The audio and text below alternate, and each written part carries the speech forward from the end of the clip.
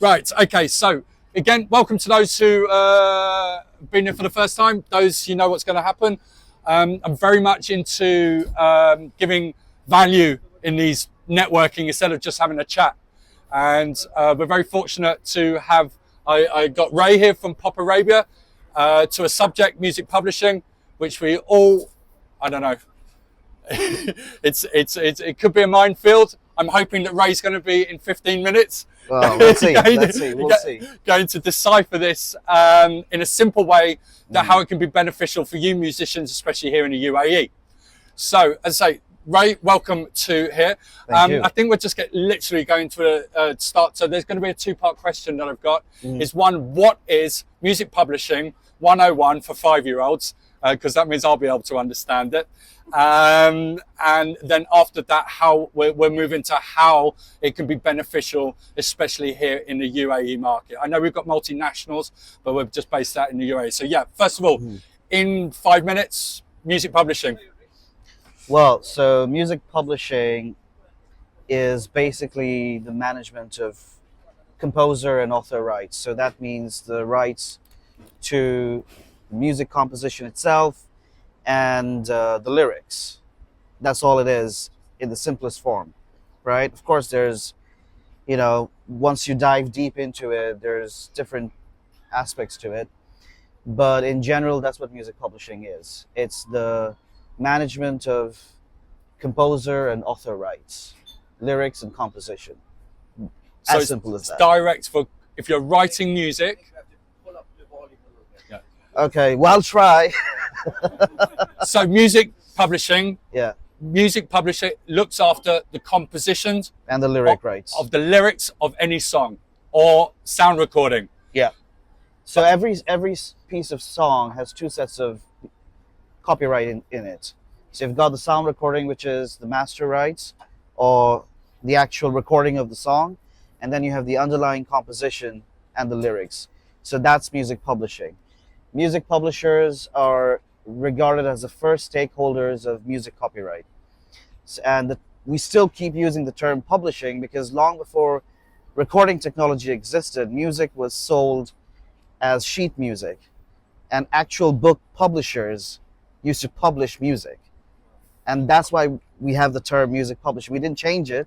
We kept on using the same term, but that's where it comes from. So that history lesson will give you an idea of what music publishing actually is. A lot of people in the region confuse between publishing and distribution. Distribution is putting music out on digital stores. That's distribution. But publishing is actually the underlying composition and lyric rights. That's all it is. You're going to correct me where I'm wrong. So yeah. Are there 4 types of rights that music publishers look after for the composition? So performance, mechanical, syncing, and neighboring. Is that right or not right? Right-ish. Cool. Right? Can you correct me? So these are all different. So these are all economic rights attached to music copyrights, right? So when we say performing rights, so music is playing in this venue, right? Or an artist is on stage performing music, doesn't matter who wrote it, but there's always the underlying composition, lyrics right attached to it. And that is performing rights. So music in any form played in a public space, performing rights are attached to it, right? And it's mostly on the publishing side because you can play a sound recording or someone can play a song live, but the underlying composition and the lyrics remains the same. That's public performance. Then we have mechanical rights, which is the right to reproduction. So, let's say you're making copies, whether it's digital copies or physical copies of music, that's the right to reproduction, and we call it a mechanical right. I know it might sound confusing, but mechanical rights are attached with both sound recordings and composition. So it's attached with both publishing and master rights. And neighboring rights are specific to masters. Publishers, sound recordings. Publishers have nothing to do Cool. with neighboring rights. It's the rights of the performers who are playing on the record itself. Awesome. Yeah. So, the revenue that artists can make from being signed to a publisher is on the composition, and that's on royalty-based revenue. Yeah.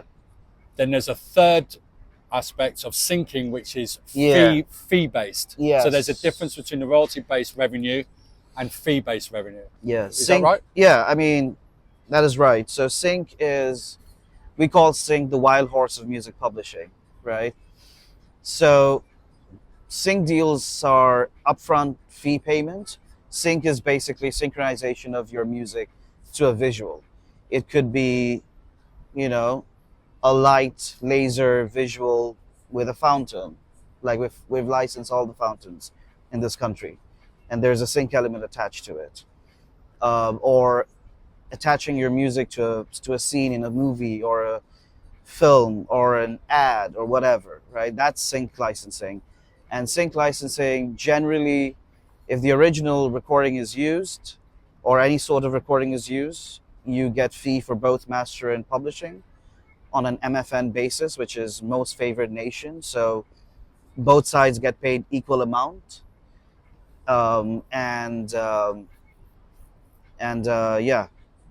Sync works like that. If the original master is not used, then it's just for publishing. And it's rare in this region, but in more matured markets, what happens is a royalty-based income is also attached with sync.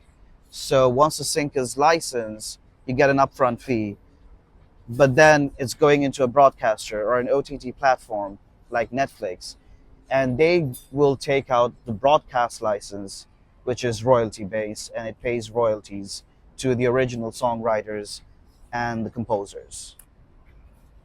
Okay. It's a complicated system, but that's what it is in a nutshell. Is there any difference for a songwriter? So we have singer-songwriters here, and we have performers here. Yeah. Which one can they both use publishing? Well, you have to be a songwriter to have publishing rights. You have to be a composer or a lyric writer to have publishing. And the difference between a PRO and a publisher, what's that? Oh, yes. So historically, this is just the infrastructure of the music business. Rights owners, whether they are songwriters, authors, composers, they give their publishers certain sets of economic rights to manage, one of which is mechanicals. They also get to manage sync rights, and then overall income, whether it's royalties from streaming or royalties from different sets of income sources. Now, PROs are actually performing rights organizations, and their job is to license the public performance element of economic rights. Collectively, it's called collective management of rights, actually, or a CMO, or collective management organization. Usually there are three types of collective management organizations. So you've got the PROs, you've got the MROs that license mechanical rights on a collective basis, and then you've got the NROs, the neighboring rights organizations or neighboring rights societies. Now what happens is, the reason we do it collectively is because, let's say this is a venue, right? And they want to play music. It could include music from hundreds of artists. Each song will have multiple writers on it, multiple splits of shares on it. So it's impossible for a user to go to each publisher or each songwriter and license rights separately. So all of this is managed by one entity, by an organization, on a collective basis.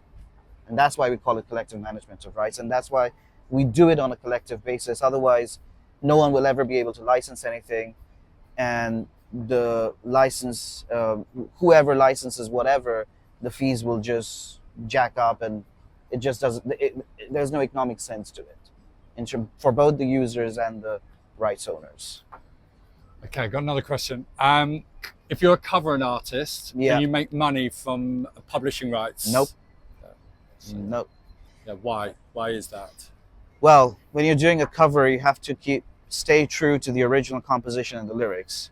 The original composition and the lyrics never change.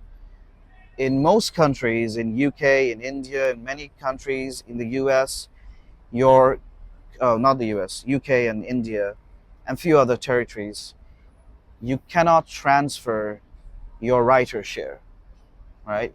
You can sell your publishing share to a different publisher, or you can transfer your publishing share, but you cannot change or transfer your writer share.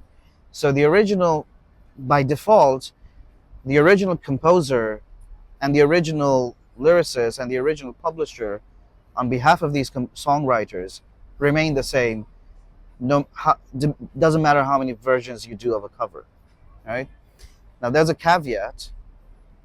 If you want to include, let's say, your own lyrics to something, or you want to change the composition a little bit, right? That falls under adaptation license, which is a separate thing altogether, and you need the approval of the original writers, composers, or their next of kin, whoever has the rights right now. So that's how it works. And yeah, covers are good too. You still get the master rights for a cover.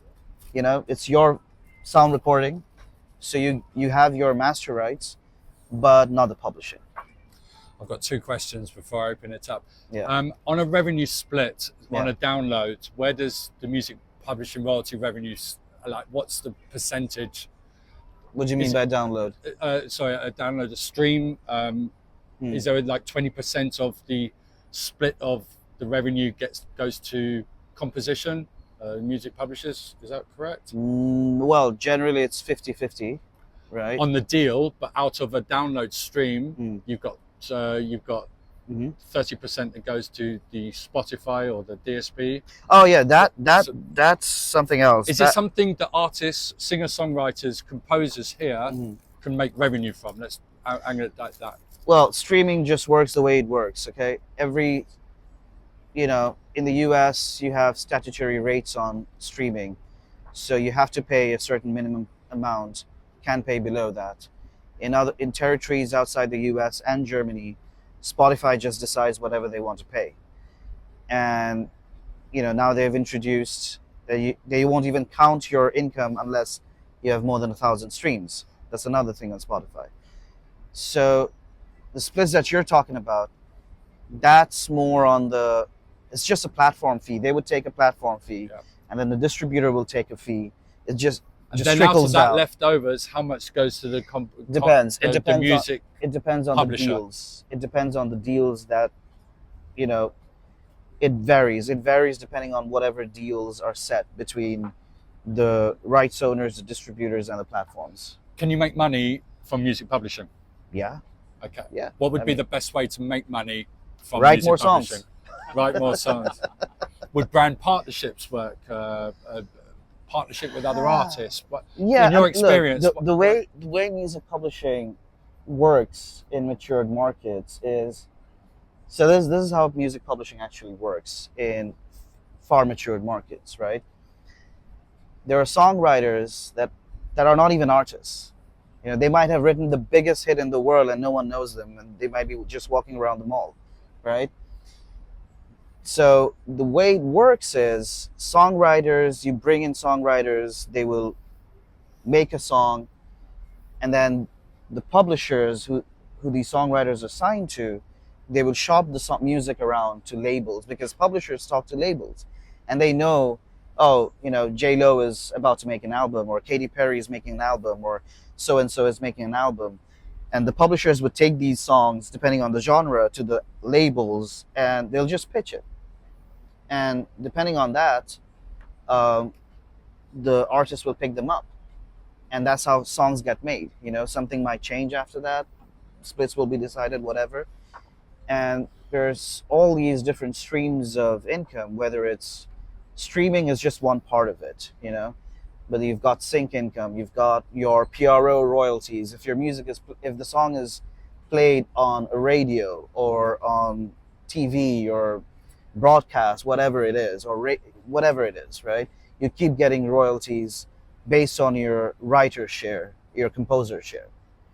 And like, I don't know how many of you know about Max Martin. Max Martin. Yeah, yeah. He's one of the richest guys in the music business, but he's a songwriter. He has no music of his own, but has written all the greatest hits of the last 25 years, right? And there are so many other writers like that, you know? So yeah, that's how it works. So my last question before I open it up, moving Yeah. on to ESMA, which is obviously, I know you're working with, I've been part of that. Mm-hmm. With the multinational, obviously I'm UK, I know about PRS. Yeah. There's America, ASCAP, and ASCAP, BMI, and BMI, then yeah. GEMA in Germany. Yeah. In your opinion, should artists be signing up to this PRO here for the, or Well, it depends. I mean, so can you enlighten what would be?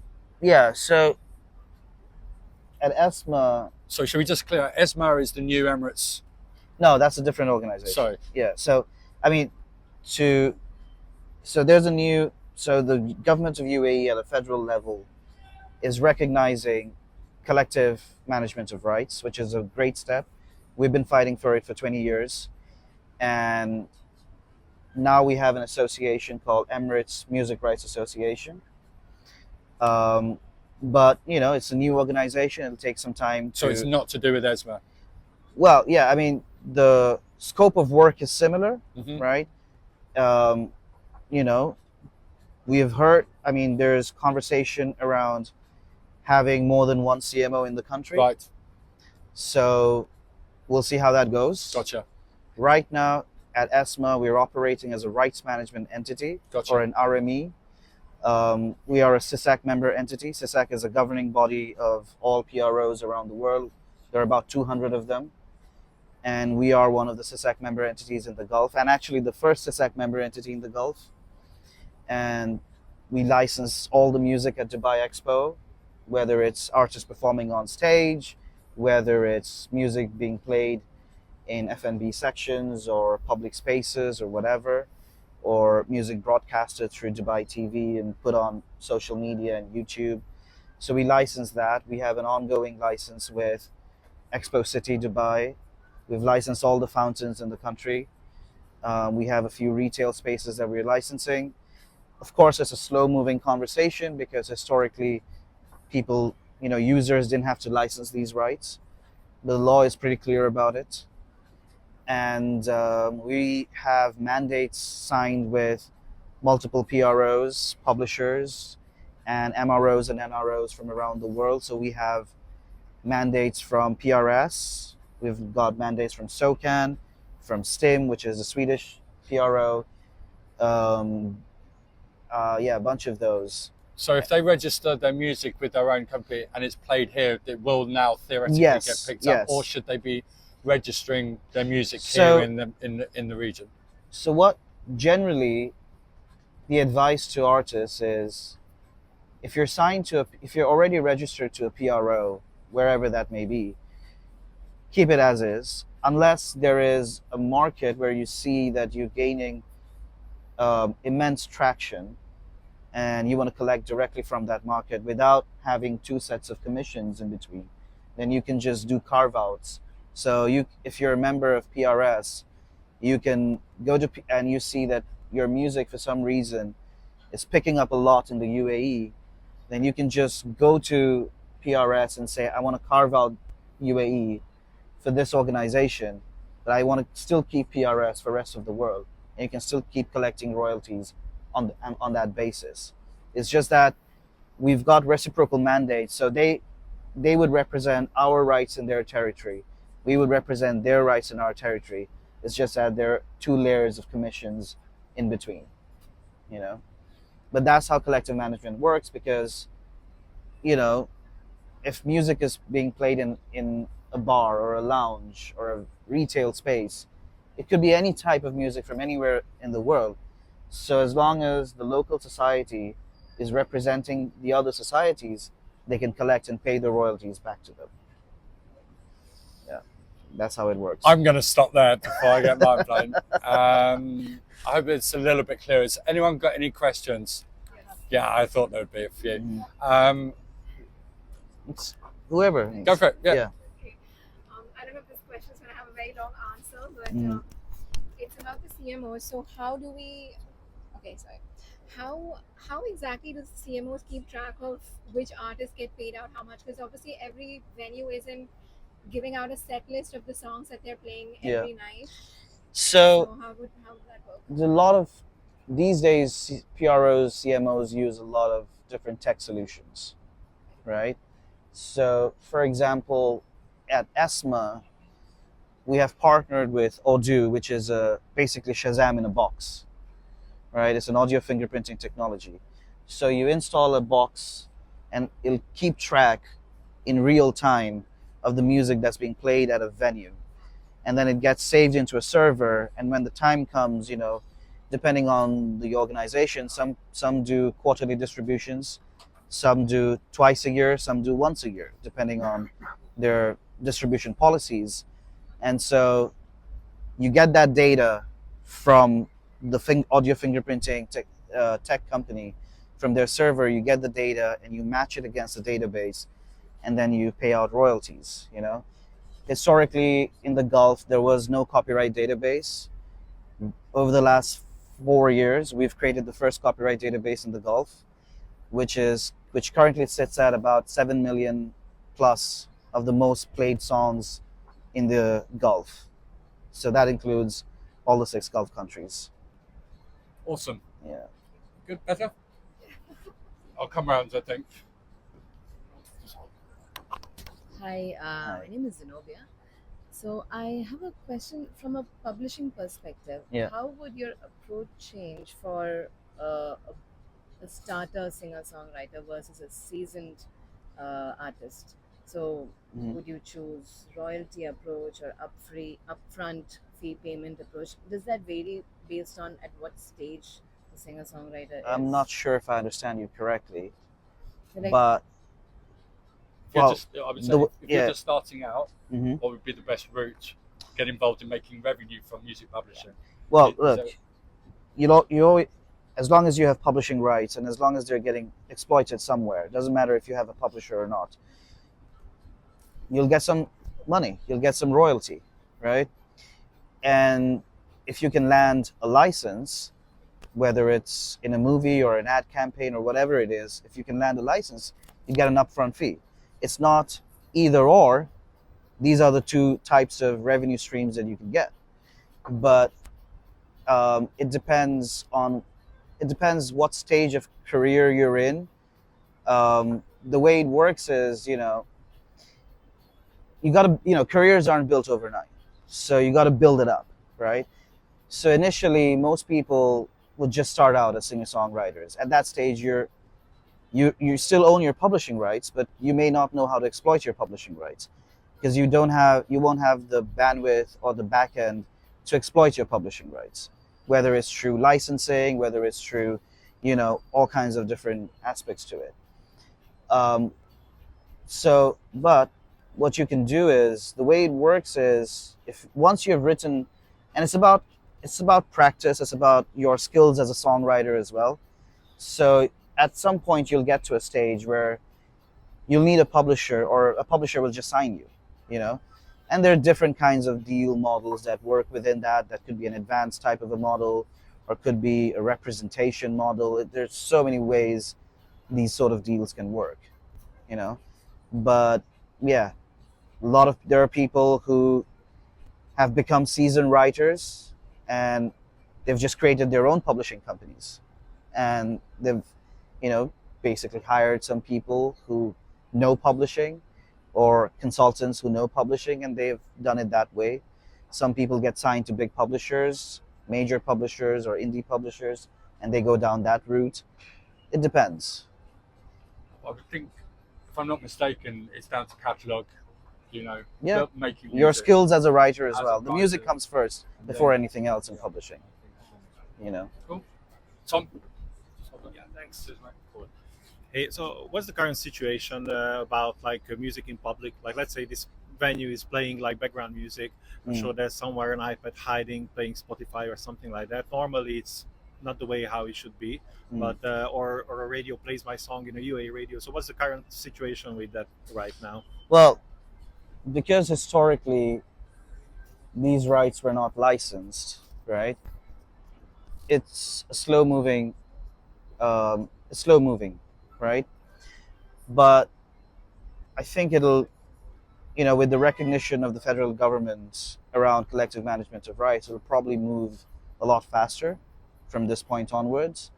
But yeah, basically, it's just about, I won't go into, because we do this every day in and day out, but I won't go into the details of it.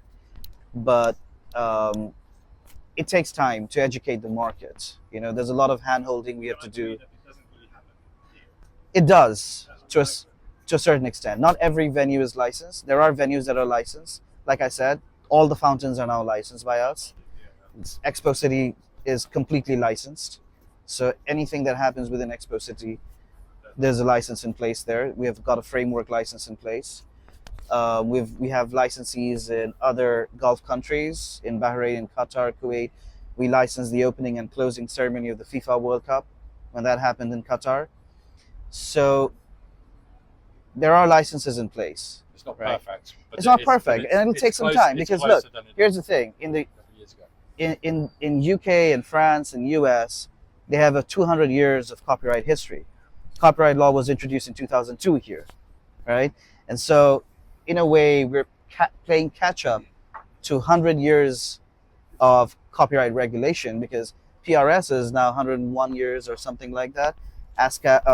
SASAM is, again, 100 something years old now.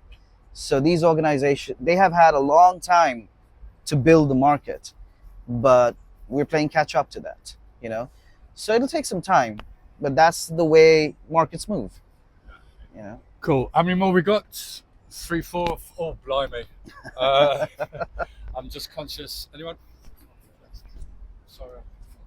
So, what happens in licensing in the case of a DJ? In case of what? Mixing, different songs in an Yeah, DJ is a very tricky thing, right? Generally, the way it works is a venue would take out a public performance license. You will have an audio fingerprinting device that would pick up the music, and it's the venue that will pay the royalties or the fee based on real-time play of whatever music is being played, or better, the way it works is the venue would pay a flat fee, and then based on the real-time data, the fee would be prorated as royalty to the original rights owners. That's the simplest way to explain this, but there's a lot more complexity to DJs because of the way DJs use music. Like sampling different. Yeah, sampling is a whole other thing. So you got to get sampling license. You got to get samples cleared. If you do it one-off at a show, people might not recognize it. But then if you want to put it out, that's a whole other thing. You got to get clearances. You got to get your approvals, and you may or may not get approvals. And you'll have to pay a fee for every sample that you use. Good. Next one. I know that's Sego. I've got a couple of, it's a twofold question. So when you make a remix, Yeah. Yeah. First part, where do you get the stems from? I mean, who do you need to approach? Nowadays you have AI tools that can extract the vocals and so on. Is that enough, or do you need to approach the publisher of the artist that you want to remix? And second part is the copyright. How do you get the copyright if you want to make How do you get a copyright? What? a remix? Yeah. How'd you get permission to do the remix? Is Yeah, there if any you remix publishing a law song there, or and, is it and then straight you from the publish it, do you need to get the approval from the original Yes. artist? You need to get approval. You mentioned AI. AI is a gray zone at the moment in terms of copyright regulations, so I'm not going to go into it. But what I'll say is, so when you're doing a remix, you need approval from the original artist and the original label and the publisher, both master and publishing, right? You need to get approvals. Now you have there's some online services like Tracklib, or you've got some services like what do you call it? What was the other one? Sample service. Splice, yes. So these services, they either have pre-cleared samples that people can use, or they have agreements in place with original rights owners where once you've used the sample, then you go back to them and you tell them, this is what I've done with the sample, and then you go through the negotiation with them, with the original rights owners, and then you get your splits negotiated and fixed, you know. But yeah, you need to get approval, and sometimes you need to pay for it. Good so far. Please, I'm sure Ray will stay for 5 minutes after. He might have to shoot off. I'm not sure. Yeah, I'm all right. Yeah. That's amazing. So how many have we got? 1, 2, 3. Can we just quickly go through that? I have a question about Emirates Music Rights Association. So you say it's similar like ASCAP, right? Yeah. In ASCAP, when I lived in the US, I know I could go and register myself. Can I register myself here with this association already? That I'm not sure about, because this is just newly created. We're all waiting to hear about the operational side of it. I believe we'll hear about it. One more. Yeah. Is it gonna be only for Arabic music, or it's still a chance for English? I think it should be for all types of music, but yeah, I mean, the association just got formed last week, so all of us are, waiting to hear how the operational side of it will work out, and I'm sure we'll get some news out of it in the days to come. Apologies, I have a couple of questions. I think my first question was, what are the mechanics of interfacing with an organization like this? But of course, that will be finalized. Yeah, I mean, at ESMA, we already take registrations, and we've got writer members and stuff. All right. Yeah. We've been operating as an RME for 5 years now, so we have the history and the back end of licensing. So, just to clarify, anyone wanted to sign up in this region, there is a chance, contact you. Yeah, singer-songwriters. I know that you have certain. Yeah. Is it levels or? Well, I mean, so far, collection they can sign up. Yeah, I mean, it's not the publishing side of it. It's not the. Yeah, it's the writer side of it. Yes. Publishing is it works a little differently. Yes. On the writer side, the way it works is, I mean, so far, our registrations are free. So you can just go to the ESMA website, sign up. But if you're a member of a different PRO, then you'll need to go to your original PRO and tell them to carve out the gulf. Only then you can become a member of ESMA. That's how we've operated so far. And, Two I more have- questions, yeah. and then let's get some So networking. firstly, a lot of us use digital publishing services, right? Like CD Baby or DistroKid, or stuff like that. Yeah. Where is that differentiated? And if I publish through a digital publishing services, what extra stuff do I need to do to get completely covered? Does just signing up to a digital publishing services provide me all of these rights and access to certain things? And secondly, in your experience, what is the best case practices for not a singular songwriter, but a band that needs to work with you guys? Well, distributors are distributors, right? DistroKid, CD Baby, whatever, iMusician. Their job is to put music into digital stores, right? They've attached publishing to it as a service, but they're not a real publisher, right? It's more publishing admin than being an actual publisher, right? So they'll administer your publishing rights. If you are a member of a PRO, they'll probably collect it and send you the royalties, right? But then you'll get your writer share directly from the PRO anyway.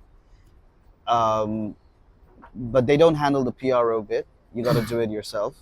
right?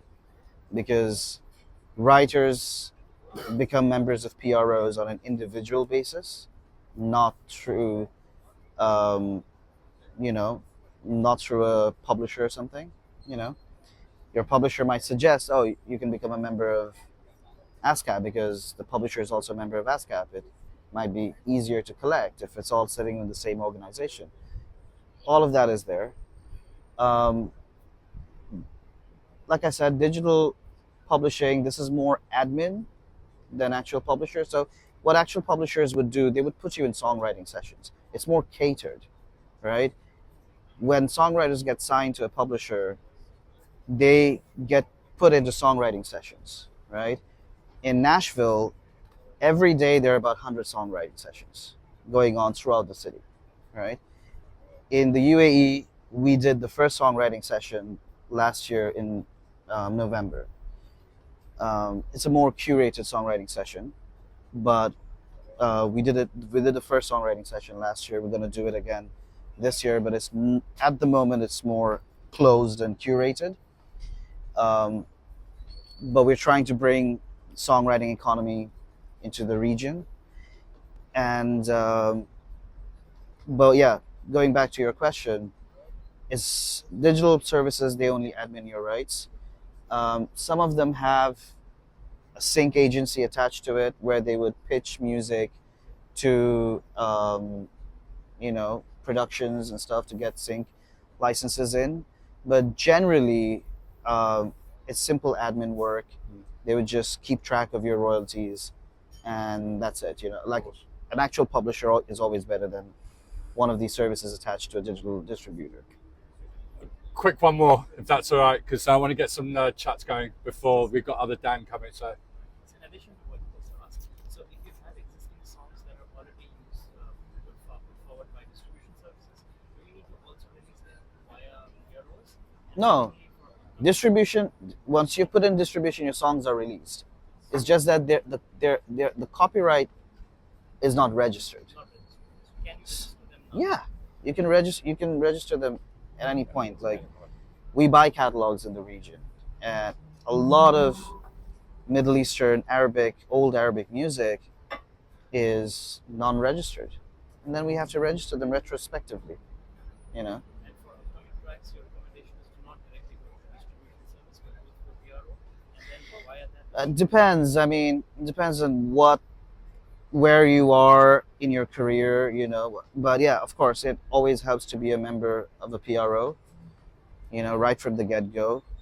In a lot of matured markets, kids, 15-year-old kids or 18-year-old kids become members of PROs even before they release any music or write any music, because it's become sort of a norm for them to just be a member of PRO, It's ingrained into the music culture there. So, it always helps to be a member of a PRO. cool. Yeah. Let's wrap it up there. Yeah. Right, guys. Thank you for that. Thank you, Ray, for coming. All Really good. appreciate it. Thank